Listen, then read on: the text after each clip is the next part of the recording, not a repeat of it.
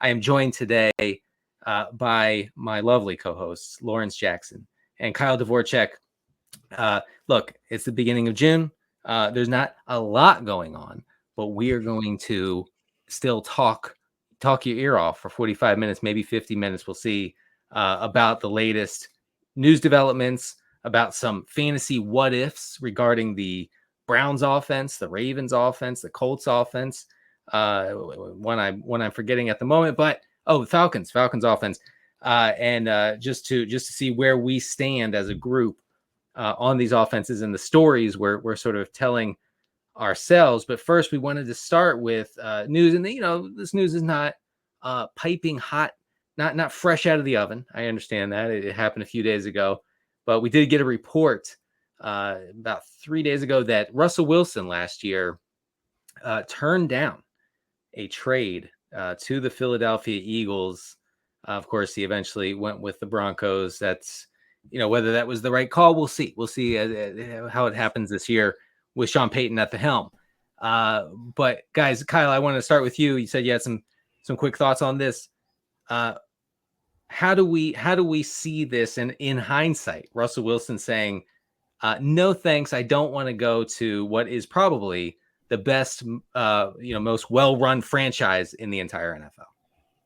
Well, this isn't even like news. This was reported like days after the Wilson trade, like over a year ago. This came out, and I guess it just didn't get traction the first time, or it's been such a long year and 3 months or whatever that like we forgot about it. But he also, in that exact same report or around that same time of reporting, turned down the Commanders, turned down the Eagles, and we had this list of teams he was supposedly willing to go to. But like, this aspect of what we're getting now is not news at all. Like, it is something we've known for 15 months. There's nothing new to update other than a second reporter arguably confirming it, but I don't know if he even mentioned the first time it was reported. Like, he also didn't know he was reporting stale stuff. So, I mean, I think the Russell Wilson trade, like, you probably don't want to give up that much for a quarterback coming off of a down year when he's 30-some years old and he's only ever played, like, in one system. I thought we knew he was pretty good, but I guess we didn't know how good he was exactly. Yeah. On the other hand, he went to a team that was hilariously horribly run by a first-year head coach who seemingly was brought in to lure Aaron Rodgers to the team. So he was not even the quarterback target of intention by the Broncos. So, like, I'm not giving Russ a pass. Far from it for last year. Terrible stuff from Russell Wilson. But, like, I don't know. He could have been on a team with like A.J. Brown, Devonta Smith, Dallas Goedert, a better offensive line, better coaching. Like, maybe those things make the deal not look as embarrassing in hindsight. But on the other hand, we live in a universe in which we know Jalen Hurts last year was better than Russell Wilson by a mile and was as good as Russell Wilson's ever been. Like, Jalen Hurts was in that top tier of passers last year and just doesn't get the credit he deserves for being as good as the likes of, our Joe Burrows, our Josh Allens in terms of like EPA, CPOE. He was right there. So on the one hand, maybe we look too specifically at how bad Russell Wilson turned out, right, and things could have been better in Philly. On the other hand, we may forget just how good the decision to roll with Jalen Hurts and not try and caveat that in any way was. They didn't just say like, oh, we'll give Jalen Hurts a shot. They said they pushed the chips in on him. So, I mean, yeah, things broke in their favor. Maybe we don't laugh at them as much as we do the way things turned out with Denver. But also, like, we've known this for a while. This is not even news. Here on the Rotoworld Football Show, folks, we cover news that is 15 months old at least. Okay, this is what we do. So I appreciate Kyle for pointing out how short my attention span is, because I have no recollection of that. Someone had to tell me this. Someone else had to tell me this in our company Slack chat. Yeah, well, somebody, it probably sound better now. Like, it sounds better for the engagement now that Jalen Hurts got that contract. You know what I'm saying? So now you could go back and look at it like, oh, but it's like, is that a fact? Is that a fact that he turned down the Eagles? Like, is that known as a fact, or is it just something that was, put out there? Like, because it sound kind of crazy. Them coming into the season, it seemed to me like they was, like you just said, Kyle, they pushed in the chips on Jalen Hurts. They traded for A.J. Brown. Like, this is what you do with these young quarterbacks. But whether it's true or not, if it is true, be happy, Eagles Yep. fans, that Russ was, he saw something in the Broncos that he just didn't see in the Eagles. So, there That's you go. true. That's true. And maybe he saw a chance to completely control things in Denver, because he goes to Philadelphia and he's part of like a very high functioning organization, a head coach who I don't think would let Russ have his own personal office on the second floor of the headquarters and not go into the locker room and not communicate or hang out with teammates. Like, all that stuff. I don't think that flies with Sirianni and Howie Roseman in Philadelphia. Maybe Russ liked that opportunity. He saw the power vacuum in Denver and was like, that's an opportunity I can seize upon, even if it will be an embarrassment for my career for years to come. Nobody's going to stop me in Denver. I think that may have been the appealing thing for Russell Wilson. I will say that Howie Roseman, who over the past 3, 4, 5 years has been seen as a genius, a savant. Okay. And I'm among those who have been effusive with praise of Howie Roseman. I think that this situation, if true, shows that we all depend on a little good luck sometimes, right? I mean, this was very lucky. And this, another part of this story that I really hadn't considered is, yes, why would you replace Jalen Hurts, an ascending quarterback, dual threat quarterback, just an absolute terror to opposing defenses? Why would you abandon him or sit him for a declining veteran who at his best is a really solid game manager? It just doesn't make much sense. Eagles was in the playoffs last year. I'm sorry. The year before, in the time 2020 of the trade, the Eagles had just made the playoffs. They got bounced by the Bucks rather quickly, but they had made it, right? Right. Yeah. So and they made it. Yeah, and the Bucks showed them, what they could not do at the time. They really shut down that Philadelphia offense. But you know what? The best thing about the Eagles is that they are willing, they're ready and willing to become, as they say on the NFL broadcast, become multiple. This is my most hated phrase. And they were multiple last year, folks. They ran it on some teams and they passed it against others, and it was all very good for fantasy. Any last word here on the bullet dodged by the Eagles? Or the Commanders? No one wants to talk about the Commanders, huh? That one seemed a little more realistic because that they weren't in the playoffs. They didn't have a quarterback that was playing even decent. So that one would make a little more sense to me. Yeah, I mean, I think the Commanders, I mean, I know that Dan Snyder is, I guess, relinquishing the team. It seems like it. It seems like that's happening, although things haven't been totally 100% confirmed on the purchase of the franchise. But I mean, going to the most toxic franchise in American professional sports seems like a bad career move, no matter who you are. And I'm sure Russell Wilson thought the same. All right, folks, we're going to move into some of the I don't want to call them news items, but I'll call them newsy items that may affect the way we are looking at players as we furiously draft best ball teams. I think Kyle, were you up at 4 a.m. the other day drafting a team? Is that right? No, that's sick. I just got off vacation. I am slacking on my best ball. I am taking all of my teams and putting them in the final 3 weeks of the summer because I worked a lot during the draft season. And then I thought I'll take some time off. And then I was like, oh, we have the magazine, so I have to do that. And then I was like, all right, you guys got this. I'll see you in August. It would be cool. I don't know if you guys agree. It would be cool if the NFL had an off season. That is one thing that I think Roger Goodell should consider. No, there is one. It's been like this past week. But then, what I'm saying, once I was in Colorado for it. I took my 1 week of the off season and I left. You knew. Kyle had the intel. Now, when DeAndre Hopkins pick a team, then the season gets back going again. So we had a nice little week. You know what I'm saying? Yeah. But hey, Yeah, well, that's a good transition, Lawrence. Just like we planned it. Thank you for throwing DeAndre Hopkins out there, because it was reported last week that there's a, quote, strong possibility DeAndre Hopkins could land in Cleveland with his former quarterback Deshaun Watson. The Athletic's Zach Jackson wrote recently that, quote, Watson said he regularly talks with Hopkins and has long considered him a brother, so we can assume a private full court press is also taking place.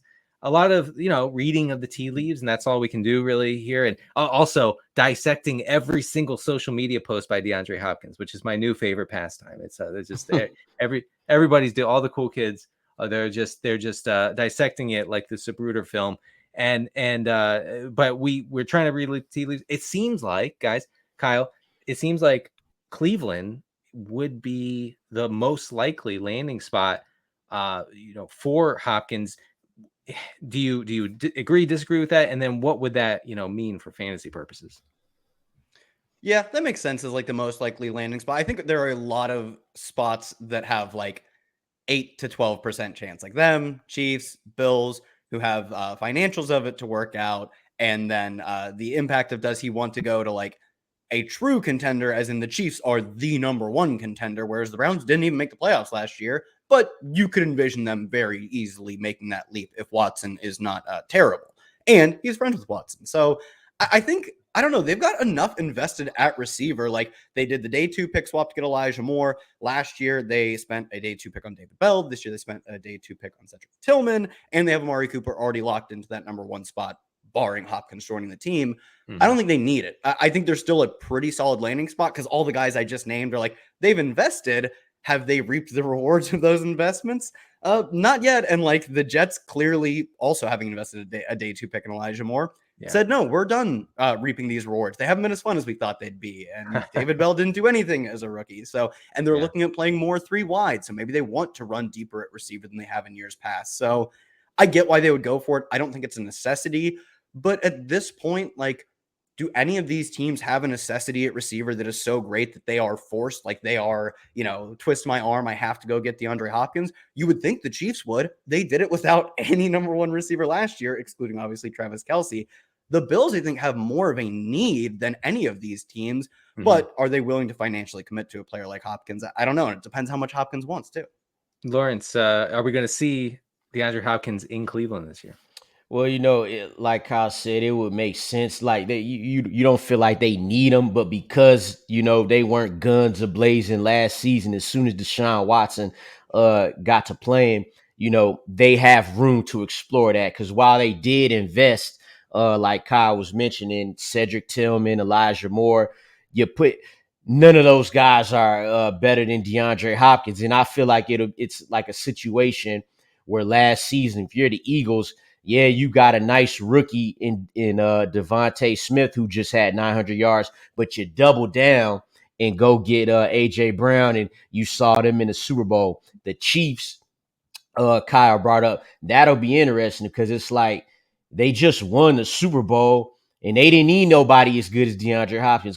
So they could either be looking at it from that perspective, or they could be looking at it from a perspective where it's like, well, we did win the Super Bowl because we have Patrick Mahomes and no real number 1 receivers, but this will give us an even better chance because these teams are gunning for us. And yes, Kyle, the Bills, I feel like out of all these teams, that he's been linked to, the Chiefs, Ravens, Browns, the Bills are, in my opinion, the ones who would stand to benefit from this the most. The main reason why is because Gabe Davis didn't go for 2,000 yards last year like everybody thought he was. So, yes, they need that, and it showed up, it showed up a lot more as the Bills season wore on, so Dalton Kincaid is good, but that you need more. So, but from what we see and how it's been going, Deshaun Watson and DeAndre Hopkins have had a lot of success together. So it at least looked like the Browns is the front runners.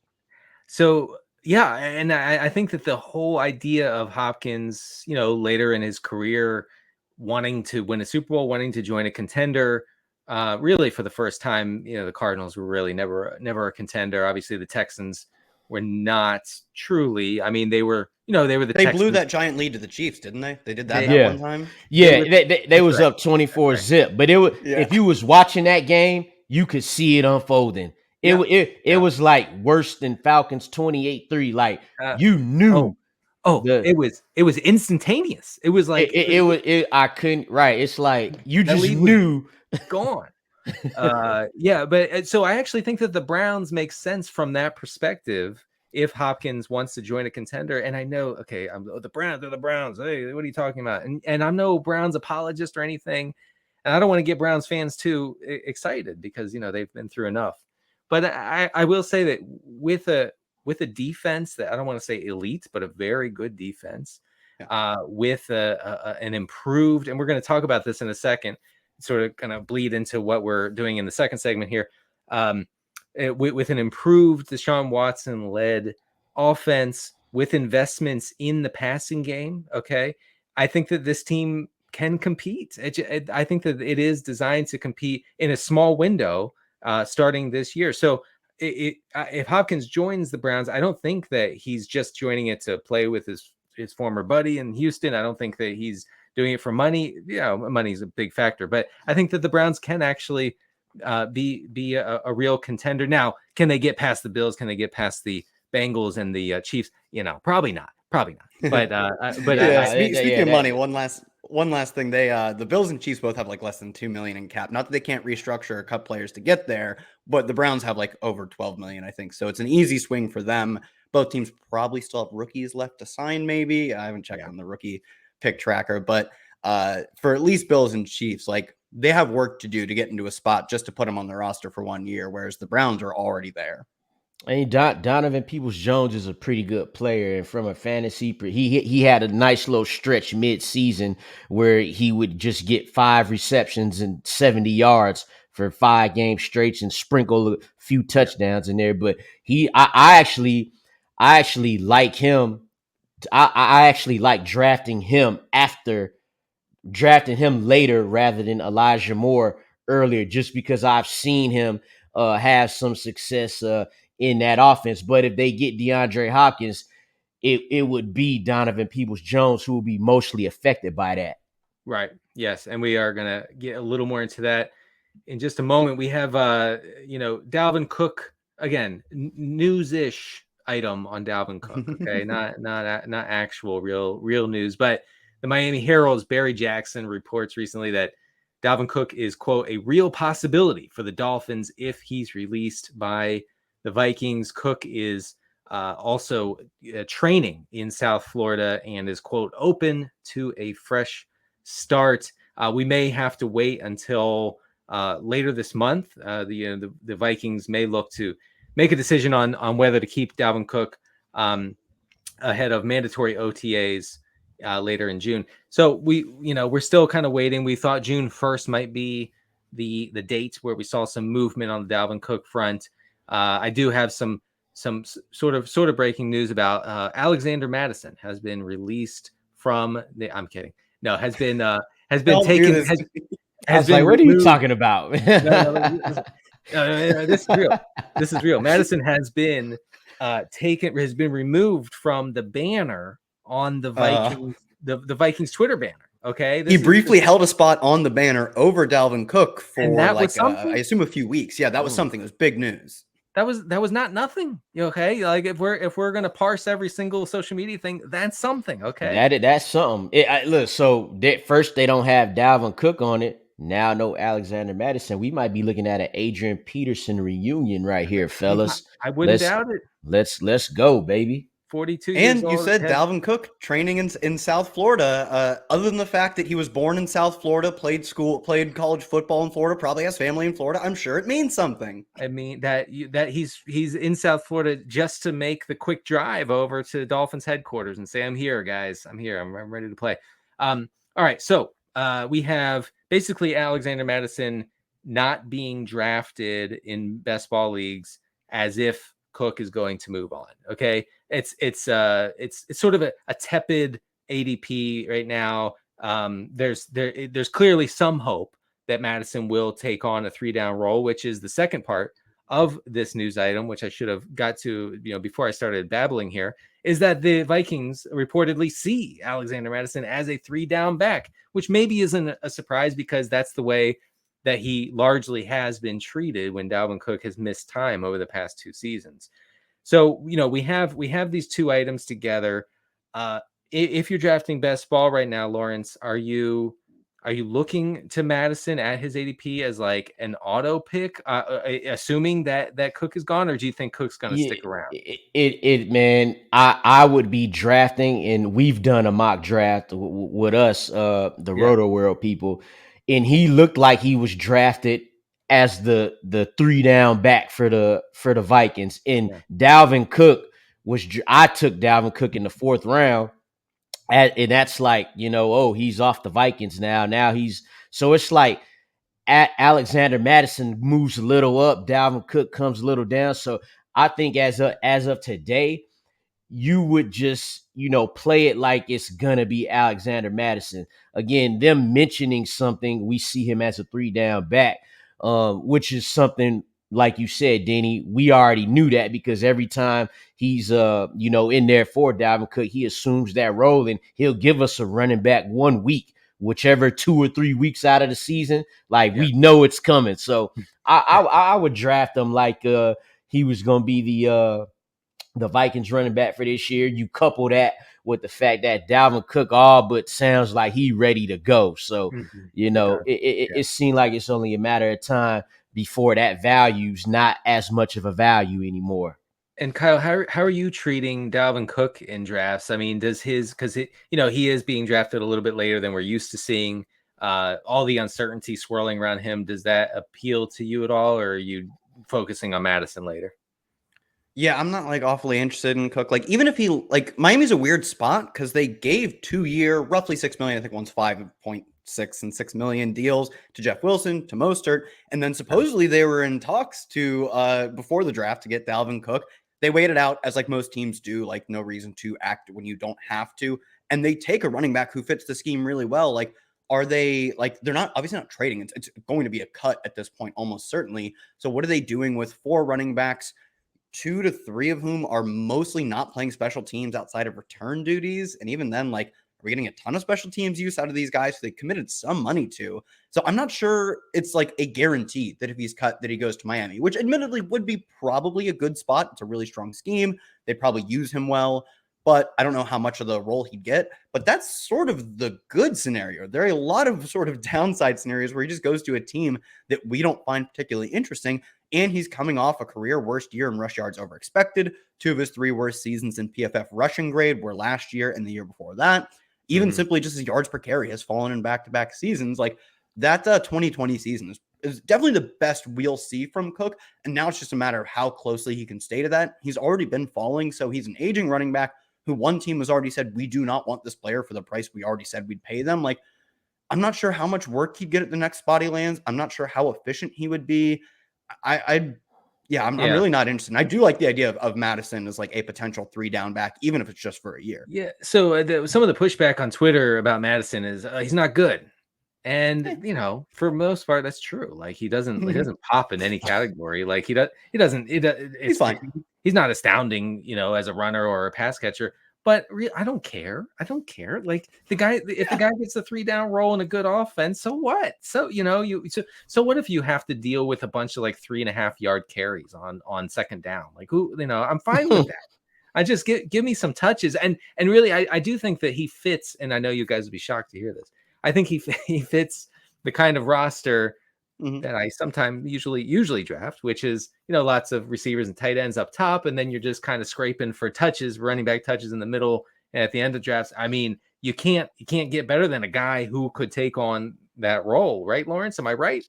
Yeah, so because you're saying that, I actually got a question for both of you. Okay. So when this happens, when Dalvin Cook becomes a Dolphin, well, who's finishing higher, Dalvin Cook with that offense or Alexander Madison? Because even though Kyle spoke to a couple of down years, not as good as his 2020. Yeah, I mean, he's better than Alexander Madison. So given that in the situation, like, we know it'll be Madison in Minnesota, but then you got Dalvin Cook attached here to the Dolphins, who, they got all those running backs, but none of them was good last year. Like, none of them was like, oh man, we like, no Dalvin Cook over here. Like, they could use Dalvin Cook. So where would y'all see who would you see finishing ahead of the other one? Madison. It's Madison for me. Oh, all right. He's getting all them touches. Denny, like you said, totally. Dalvin Cook's better. Even if Dalvin Cook's like 2 back-to-back years that are like not up to his standards, he's better. No disputing on this. Madison's a guy for all intents and purposes. He's going to be a guy that gets like 280 touches. And I really doubt that we see even a close level of touches, specifically after the team invested in A-Chain. Like, I agree. Mostert also basically just a guy, as is Jeff Wilson. But like the talent differential between Dalvin Cook and then A-Chain and Mostert and Wilson versus what Alexander Madison will have, which will be like career kick returner Kene Nwangwu, 7th round pick Dwayne McBride, and Ty Chandler, who like I can't really name a thing I remember about Ty Chandler, if we're being honest. He went to North Carolina. There you go. He went to North Carolina Tar Heels. There you go. Listen, I want those Madison touches for sure. And if I want to overthink it on Madison, and folks, I love to overthink. That is one of my favorite hobbies. I would say that the Vikings throwing it more than any other team besides the Chiefs in the red zone, okay, being the most pass heavy red zone team, does make me think that maybe Madison doesn't have the sort of crazy touchdown upside that you might think. But honestly, for the ADP right now, I think that's okay. I think once the shoe drops, once the other shoe drops here and Cook is on another team, I think Madison then probably has a disgusting ADP at some point. I agree with this because like we're already pricing him pretty high. Like we're pretty sure that Dalvin Cook's gone, so I don't mind the fact that we're pretty much calling it a done deal. Like I don't mind that we're rounding it up, but we're already pricing him close to where he should be. But the market's not going to think that. The market thinks it has not priced in Dalvin Cook being cut. It mostly has, and it's going to make this egregious jump. So I totally agree. If you want Madison now, if you want the touches now, you can take them now because you're not going to get them at a reasonable price. I assume within a month or so. Yeah, no, and on the Dalvin Cook side too. I just wanted to say real quick that we better hope he go to the Miami Dolphins because probably anywhere else, fantasy wise, he gonna be messing up some other backfield. So we want him to go to the Dolphins. Like, there's literally not a team I could think of right now where it's like it wouldn't be messed up for like the other running back that we probably want to draft. Right. He goes to Jacksonville or the Cowboys. Please. Cowboys.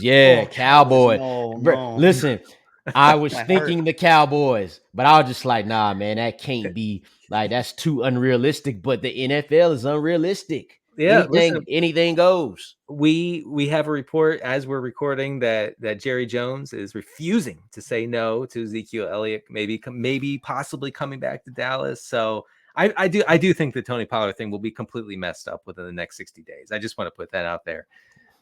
Folks, before we get into our next segment here on Fantasy What Ifs, I wanted to tell you quickly about the Rotoworld Draft Guide Bundle, because every season is draft season. Get your Rotoworld Draft Guide Bundle today and dominate your football, baseball, and basketball drafts, packed with profiles, rankings, projections. Order today and get all 3 Rotoworld Draft Guides for the price of 2. You would be losing money not to do it, folks.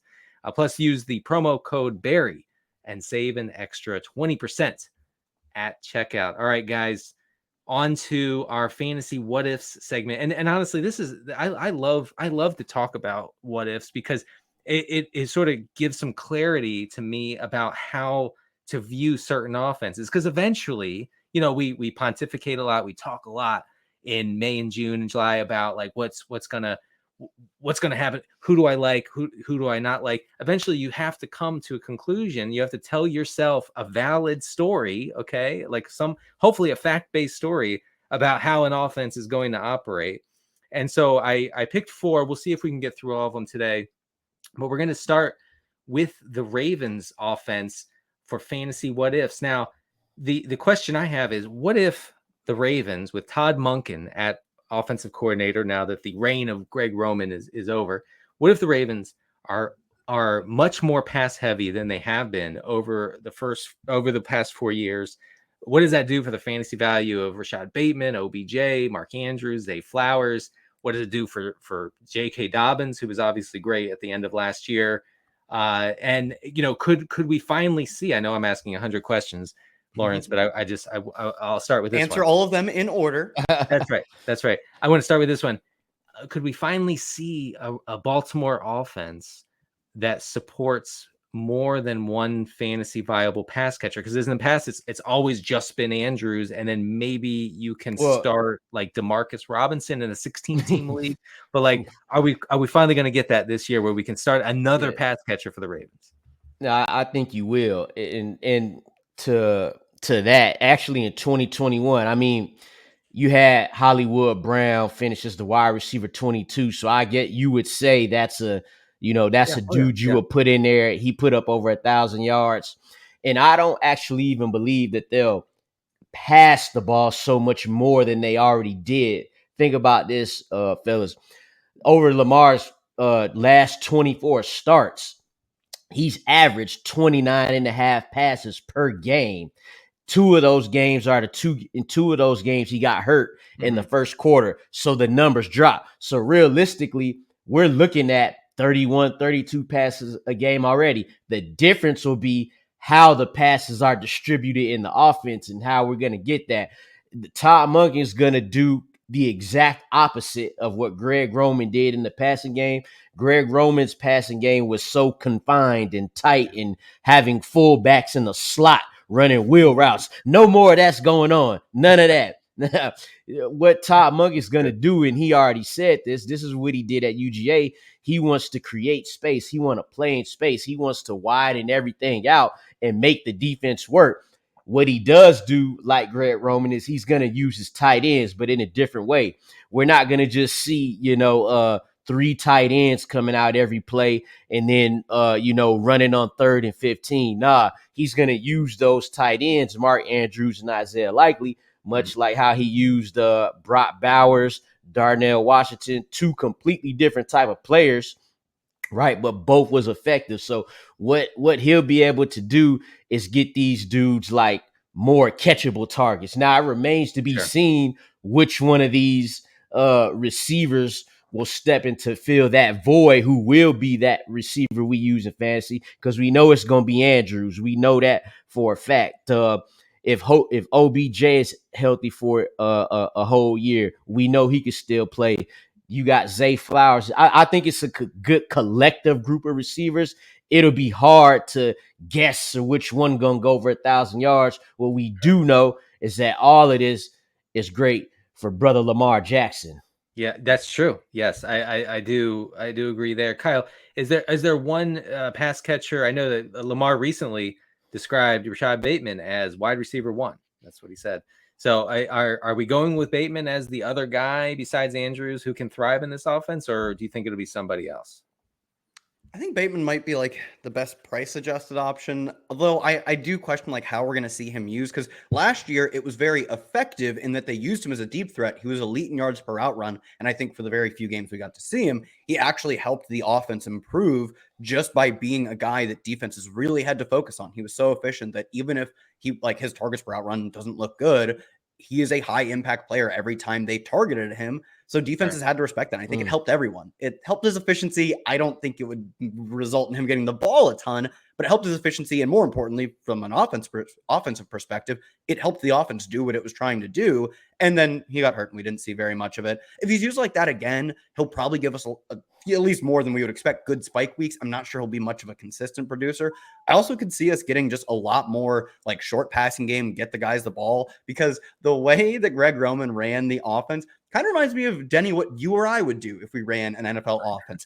He did a lot of smart things. He did a lot of play action. He passed, he had his offense pass deep, pre-snap motion. And then you ask him any further specific details and he knows nothing about it. Nothing. That's what he did. He did some of the high-level analytics. Yeah, it got real tough for them when they look like the best offense in football in between the 20s, but then you get into the red area. It's like where you depend on, like Lamar and Andrews and J.K. Dobbins. You're like, all right, one of my guys is going to cash in right now, but they don't, because they just get so, they're so tight in that offense. And so what Todd Monken is going to do, and he's going to spread that out. And the quarterback in the run game, instead of just solely depending on that, he'll use it just as a stressor to the defense, and that'll make the offense as a whole more scary.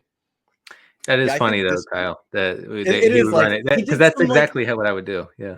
he did some good little litmus stuff very well. We know play action is really effective. He did a lot of play action. We know passing deep is a high value play. He did that. And then he just did it again and again, and it stagnated. He didn't like his team wasn't creative. He did a few key things very well. Yeah. And they still ended up having obviously a super high Yeah, pass rate. And I yeah. agree, or super high run rate. And I agree with Lawrence that I don't think they're like a good running team. Their quarterback is a good runner who's good on both scrambles and design runs.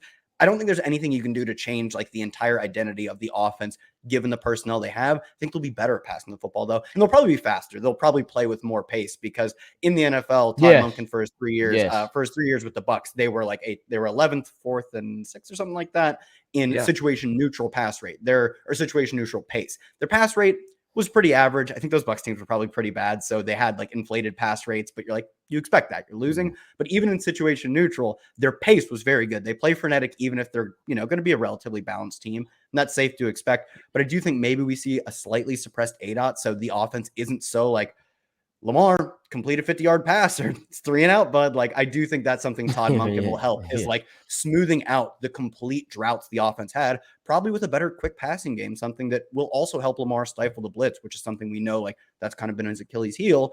They didn't really have a creative solution to stop that. It was just like, sorry, Lamar, It's you're under pressure. incredible. Except for him being Suck it up. Superman. That was it. So yeah, they were just Yeah. asking so much of him when there are Yeah. ways to scheme around that, and they just didn't seem to have those counter punches to them. I think Monken will give them the counter punch, and I think that has to be through like short area stuff, yards after the catch, which may just end up being a lot of like Zay Flowers, dude. You're like even if he's like 5'9" or whatever, he plays like he plays like a dude. He plays like a grown man. So He get that does. guy the ball and let him work after the catch.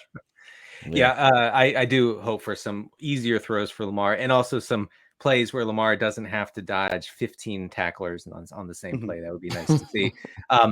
You talked about the inflated pass rates in Tampa when Todd Monken was the offensive coordinator there. I do have some numbers I wanted to share with the class here. In 2016, they were 15th. The Bucs were 15th in pass attempts. 2017, they were 5th in pass attempts. They had the second highest pass rate in the league. 2018. 4th most attempts, 6th highest pass rate. And then in 2019, when Monken was with Cleveland, they were middle of the road in pass rate. That's not adjusted for for how the game is going for neutral game scripts or whatever. But I do think that there's every indication that Lamar Jackson is not returning to the same team that he was, frustrated with. I mean, he expressed a lot of frustration about teams calling out their plays at the line of scrimmage because Greg Roman's system had become so predictable. So hopefully that will create more opportunity, more pass catching opportunity for fantasy purposes.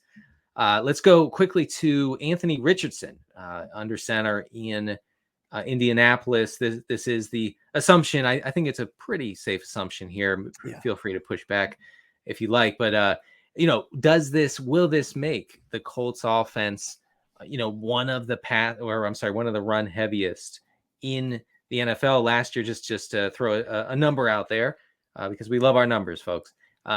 Florida was 90th in pass rate last year with Anthony Richardson at the helm. 45% pass rate of Florida. Richardson averaged 5 design runs per game, which is actually not as many as I would have anticipated.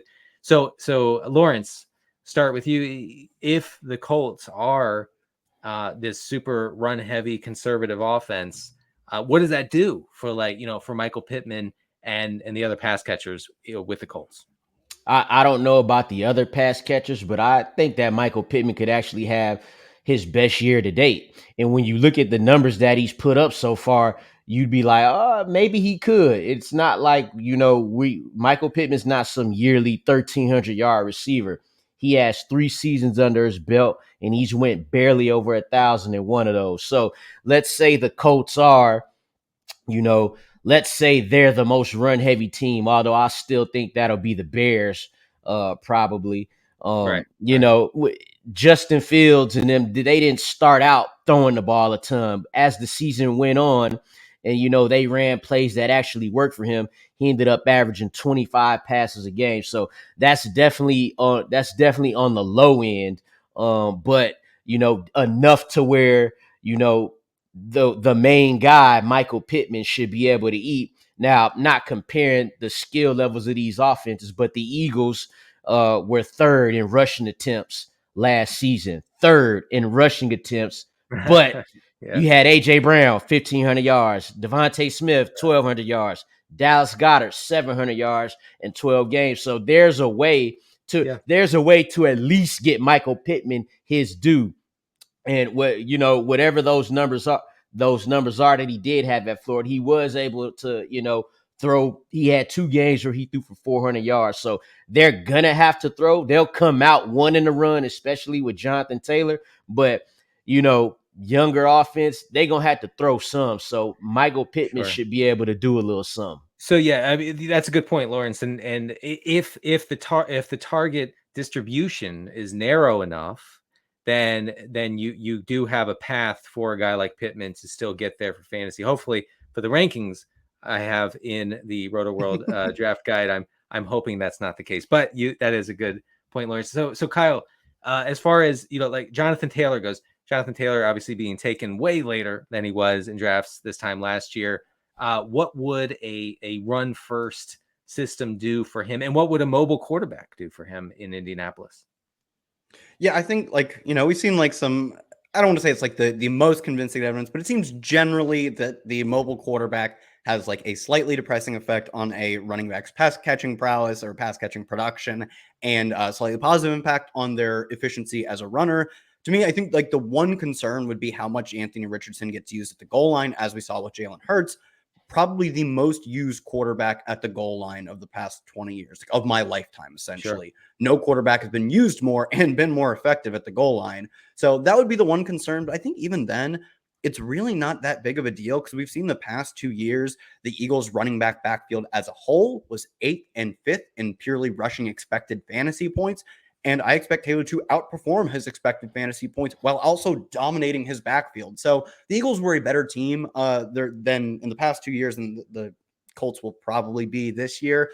But even if they're just pushing for an above average team and just the total amount of fantasy points their backfield specifically gets, Taylor is getting all of that. And there are so few running backs that can actually say, whatever my team, whatever they allot to the backfield, it's mine. No one else is getting it. So I wouldn't be too concerned even about the goal line stuff just because of how talented he is. It's like making the Derrick Henry bet where like the nerds like, he just can't keep getting away with it. And then this guy who's like an Olympic level athlete who has disgusting highlight reels every week and plays the Texans a bunch, which will also apply to Jonathan Taylor. This guy just keeps getting there. Like that is very much in the vein of Jonathan Taylor. And we've seen these Shane Steichen backfields have a ton of value. It's just been one we haven't been too interested in the actual running backs. Like Sanders is fine, Gainwell's fine. These guys are fine. None of them are Jonathan Taylor. That dude's great. So I don't think it's really a big deal. I think the concerns might be overblown. And like, I'm not I'm one of these spreadsheet losers who typically doesn't draft Derrick Henry. And I think that's been a leak in my game. Same way with like Nick Chubb can go out and get 1,800 yards on the ground because he's really good. And like the bar to be a really good running back is very high. We don't have very many of them, where I think we have more receivers who we could consistently say like, Devontae Adams. Turns out with Derek Carr, he was just as good with Aaron Rodgers. We don't have as many running backs like that.